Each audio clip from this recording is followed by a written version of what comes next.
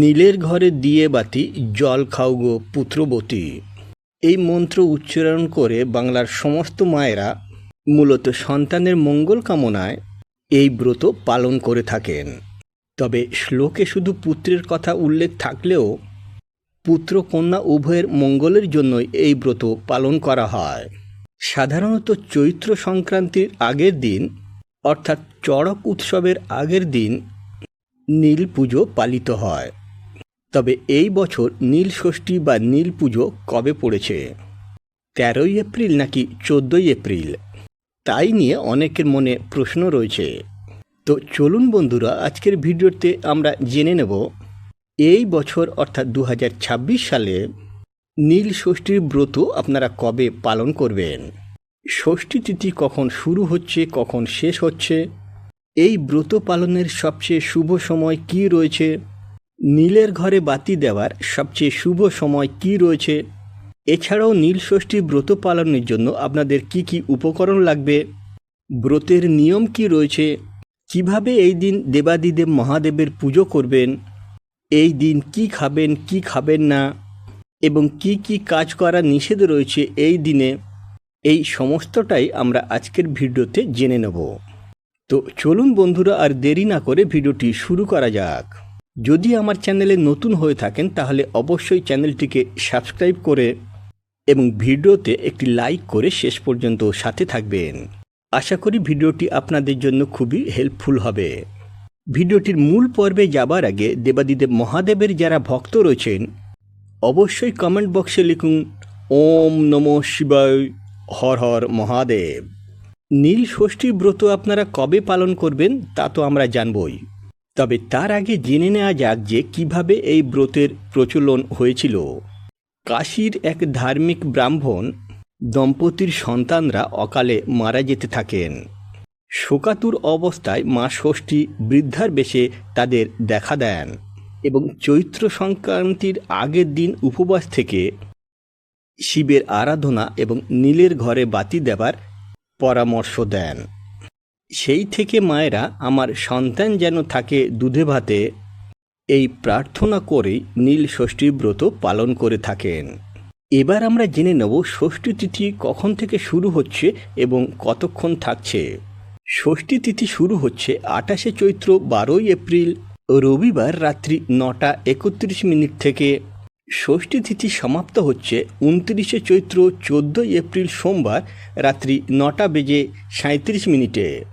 অর্থাৎ এই পরিস্থিতিতে উদয়া তিথি অনুযায়ী 29শে চৈত্র 13ই এপ্রিল সোমবার এই দিনই নীল ষষ্ঠী ব্রতোপবাস এবং পূজা করতে হবে আপনাদেরকে। আর এর ঠিক পরের দিন 30শে চৈত্র 14ই এপ্রিল মঙ্গলবার ওই দিনেই চড়ক পূজা রয়েছে। এবার চলুন জেনে নেওয়া যাক নীলের ঘরে বাতি জ্বালানোর বিশেষ শুভ সময় কি রয়েছে। বিকেল 5:02 থেকে শুরু করে সন্ধে 7:15 মধ্যে এই সময়টি অত্যন্ত শুভ সময়। এই সময়ে আপনারা নীলের ঘরে বাতি দান করবেন। যাদের যতগুলি সন্তান রয়েছে তারা ততগুলি মোমবাতি অথবা ঘিয়ের প্রদীপ অথবা সর্ষের তেলের প্রদীপ জ্বালাবেন। আর এই সময়ের মধ্যে কিন্তু আপনারা শিবলিঙ্গের অভিষেক করবেন এবং শিবলিঙ্গ পুজো করবেন।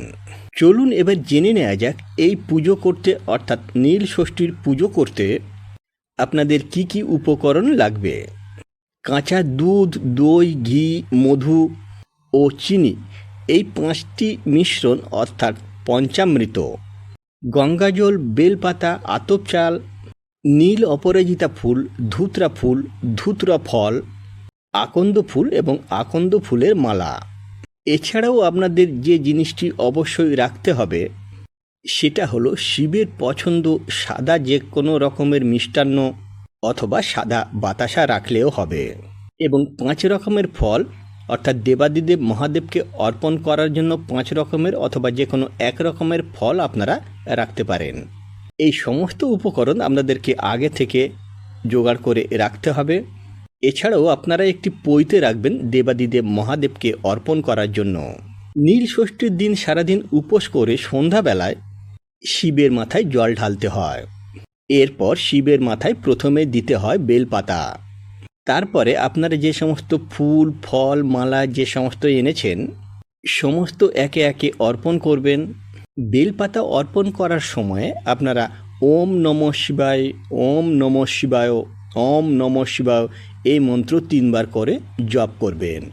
আর বেলপাতা ফুল ফল সমস্ত কিছু অর্পণ করা হয়ে গেলে তারপরে কিন্তু আপনারা পঞ্চামৃত দিয়ে অভিষেক করবেন। পঞ্চামৃত অর্পণ করার সময়েও ওম নমঃ শিবায়, ওম নমঃ শিবায়, ওম নমঃ শিবায় এই মন্ত্র জপ করবেন।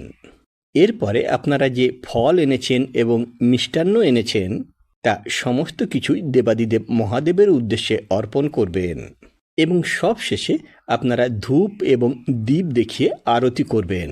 এরপর অপরাজিতা ফুলের মালা জড়িয়ে অথবা আকন্দ ফুলের মালা জড়িয়ে সন্তানের নাম নিয়ে একটি মোমবাতি জ্বালিয়ে প্রার্থনা করতে হবে। মনে রাখা জরুরি যে উপোস ভাঙার পরেও এই দিন কিন্তু আপনারা কোনো রকমের অন্ন গ্রহণ করতে পারবেন না। ফল সাবু অথবা যে কোনো ময়দার তৈরি জিনিস আপনারা খেতে পারেন। এমনকি এই দিনে আপনারা খাবারে সৈন্ধব লবণ ব্যবহার করবেন।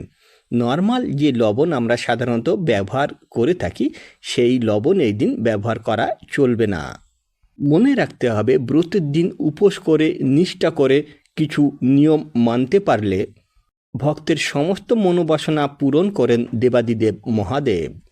যাদের সন্তান রয়েছে তারাও এই ব্রত যেমন পালন করতে পারবেন, তেমনি যারা নিঃসন্তান রয়েছেন তারাও নিষ্ঠার সাথে এই ব্রত সন্তান কামনার জন্য পালন করতে পারবেন। আজকের ভিডিওটি এই পর্যন্তই। খুব তাড়াতাড়ি নতুন কোনো ভিডিও নিয়ে আসছি। সেই সমস্ত ভিডিও দেখার জন্য অবশ্যই চ্যানেলটিকে সাবস্ক্রাইব করে পাশে থাকবেন। আর এই ভিডিওটি যদি হেল্পফুল বলে মনে হয় তাহলে বন্ধুদের সঙ্গে অনেক বেশি করে শেয়ার করবেন। ধন্যবাদ।